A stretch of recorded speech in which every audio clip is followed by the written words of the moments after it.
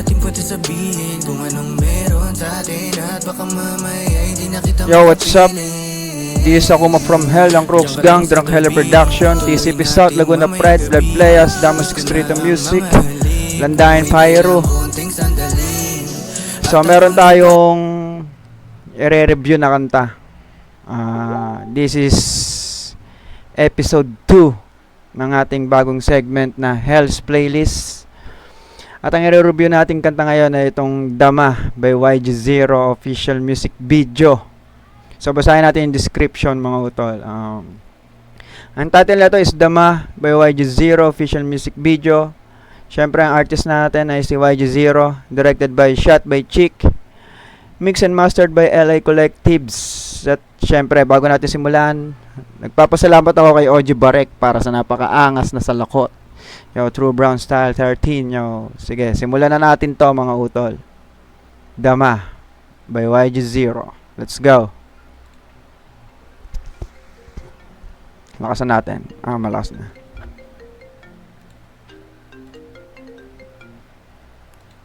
Yo, may tumatawag, no? Lakihan natin. Diyan ka na pala. Nagulat siya. Okay yung vibe niya, no? Boom bap. So, para siyang nasa staycation, no?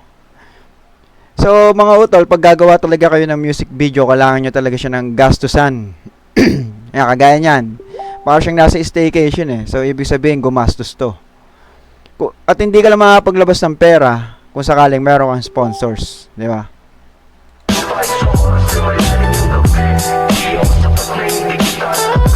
Alright.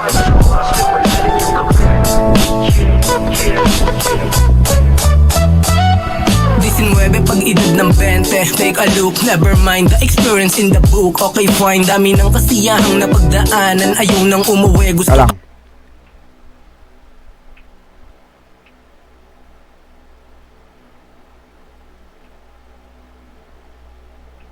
Okay, ulit tayo ulit. May nag-message sa akin, eh. laging masila. Ulit. 19 pag edad ng 20. Take a look, never mind the experience in the book. Okay fine, dami ng kasiyahang experience in the book. Take a look, never mind the experience in the book. Okay, ang galing, fine, dami Ang galing, Never mind the experience in the book. Okay. ng kasiyahang Take a look in the book. Okay, daanan, ayaw nang umuwi, gusto ka laging masilayan. Sabik sa yakap mo, love wala song, nang hihigit. Tanggap mo yung ugali, tsaka yung pananamit. Oh, yan talaga ang hanapin mong yung tanggap yung ugali mo, tsaka yung kung paano yung pormahan mo. Syempre, hindi rin ka rin naman magugustuhan ng isang babae kung hindi yan trip yung datingan mo, di ba? When you need me, just call me. Ganda to my time, 3 madaming iba dyan, pero nahulog ka sa YG. Hey. Sapat na hindi kita tabi. Okay, nag-switch siya ng ng flow, no? Naging medyo tonohan. Balik tayo konti. Pero nahulog ka sa YG.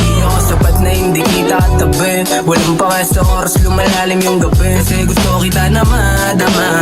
Kasi gusto kita na madamayan. Sapat na hindi kita tabi. Walang pa sa oras, lumalalim yung gabi. Kasi gusto kita na madama. Kasi gusto kita na madamayan. Let's go, ito chorus, Ang ganda ng beat, no? Boom bap. Tapos ang ganda ng vibe. Sapat na hindi kita tabi. Walang pa sa oras, lumalalim yung gabi. Sapat na hindi kita tabi. Walang pa sa oras, lumalalim yung gabi. Yeah.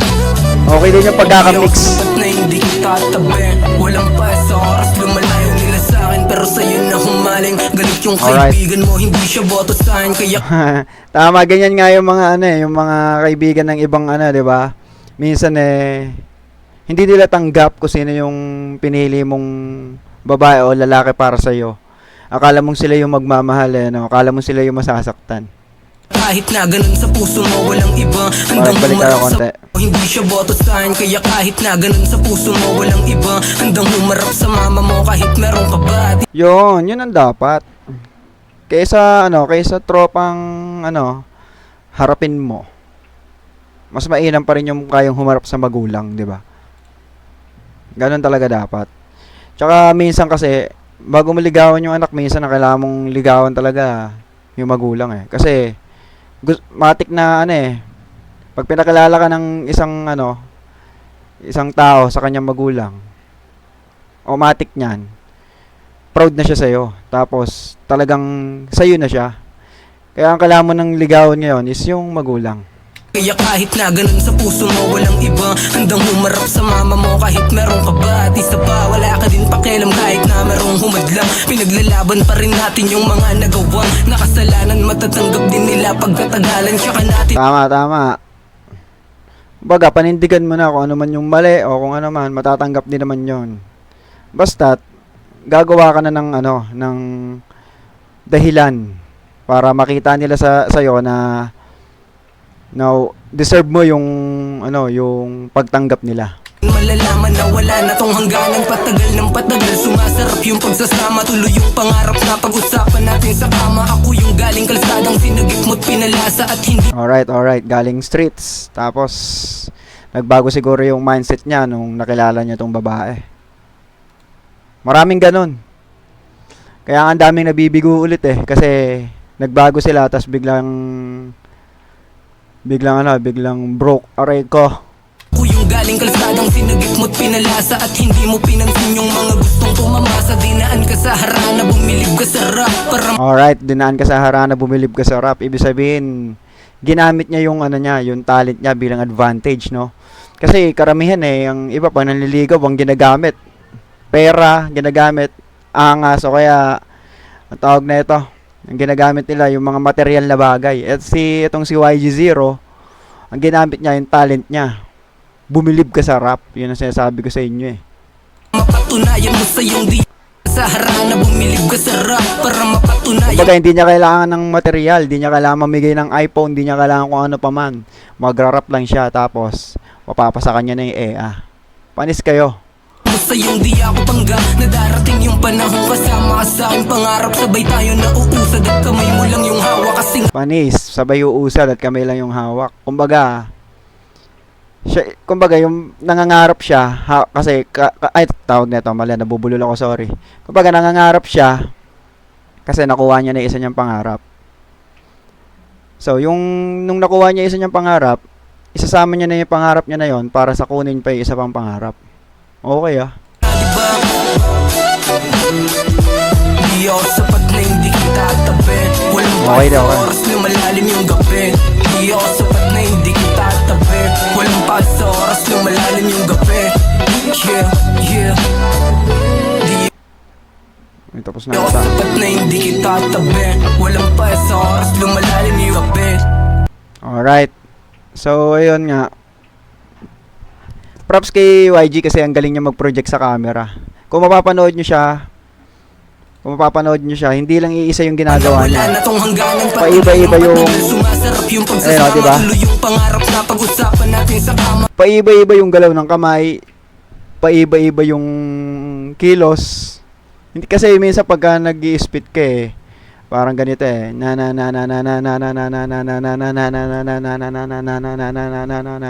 Kumbaga paulit-ulit lang yung ginagawa mo. Si YG paiba-iba yung ginagawa niya. Tapos mahalata mo yung facial reaction niya na hindi siya naiilang sa camera. Kumbaga marunong siya ma-project sa camera, di ba? Yan, props kay YG para sa music video na to. Natural lang yung music video, walang masyadong kaekekan, walang arte, natural lang. Tapos yung location, maganda. At tawag na ito, cozy yung vibe. Kagaya nung beat, cozy rin yung beat, solid yung beat, boom bap, pero alam mo yon, ramdam mo yung may dating, may bitaw. So ayun, tuloy natin, patapusin natin. Merong sa dulo lumabas eh. Shoutout natin, feeling ko sponsors yung mga lumabas sa dulo. Okay din yung props din to sa kinuha nilang babae dito, di ba? Sa music video. Ewan ko kung asawa ba ni YG to. Okay din yung niya, wala masyadong arte. Parang tawag na ito, stolen shots lang.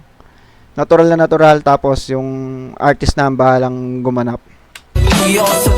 Yung iba kasi pag uma-acting din yung yung kinuha yung cast, or model, minsan pag uma-acting, nagiging OA na yung music video. Lalo pagka, hindi naman sa panglalait sa iba, lalo pag hindi marunong mag-project sa camera, yung acting, tas hindi marunong, hindi naman talaga marunong. Ang kinakalabasan ng MV, baduy. Di kita tabi, walang pa sa oras, lumalalim yung gabi. Yeah, yeah. Di ako sapat na hindi kita tabi, walang pa sa oras, lumalalim yung gabi. Okay, The Underdog PH. Ayun pala yun sa damit niya. Na makikita nyo, yung naka-white siya. May nakalagay Underdog PH. So, merch pala yun. Shoutout din kay Shot by Chick. Ito yata yung kumuha ng MV. Nakalagay naman doon sa description. Tapos itong LA Collective. Studio pala to. Alam ko, clothing to eh. Hindi ba to kayong kay Daryl? Kay DS? The LA Documentary, yan. Shoutout din dyan. Tapos ito, ano to? Ito yung pinaganapan siguro ng music video nila. Casa Vergara Resort. Shoutout din dyan. No? So, ayun, masasabi ko lang doon sa kanta ni YG. Ang solid nung, overall solid, yung mga lyrics.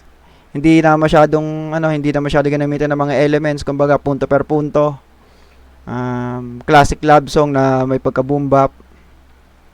At so yung sa MV natural lang. Yung pagkakakulay natural lang din, walang kaartehan, yung transitioning all goods lang din. Kumbaga bagay naman siya dun sa music mismo. Hindi mo naman kailangan niya ng mga effects kasi yung kanta is simple lang din. Overall, 10/10. Masabi ko, itong YG magaling to eh. Napapanood ko na to. Magaling din to mag-perform ng live, no? Kung ang ibang lugar merong Batang Kamagong, dito sa Laguna merong YG Zero. Ewan ko lang, hindi yata siya nagpapatuloy masyado ngayon sa music. Hindi lang kami nagkakatagpo ngayon sa mga events. Pero magaling to, may tira din to, may bitaw to. Ano rin to, nagtatang twist din to ng new school type Malashanti, para mga ganun. So, overall, 10/10. Shoutout sa iyo, YG Zero. Ang title ng kanta nito is Dama. Yan, subscribe kayo sa channel niya, YG Zero. This is Hell's Playlist, episode 2. Abangan nyo yung kasunod na episode. Maghahanap lang tayo ng kanta na pwedeng i-review. Pipiliin natin yan, mga utol. Hindi nyo ako kailangan i-PM. Ang prayo natin is Laguna. Pero minsan, meron tayong special number kagaya ng mga old school vibe, mga ganyan, yung mga nostalgic. So ayan, shoutout sa iyo, YG Zero. Ayan, maraming salamat sa nag-view. At shoutout nga pala sa The Source Clothing. Hindi ko suot yung damit kasi madumi. Sinuot ko na kasi. Shoutout sa iyo, Utol, at sa iba pang kung sakaling may magi-sponsor sa atin, shoutout agad sa inyo. At maraming salamat sa mga sumuporta at nanonood. Pa-share na lang ako ng video. Malay mo, ikaw na yung kasunod na maililista sa Hell's Playlist. Let's go. Maraming salamat. Okay, back to Sound Trip. Sabik na makita ko ang iyong mga ngiti.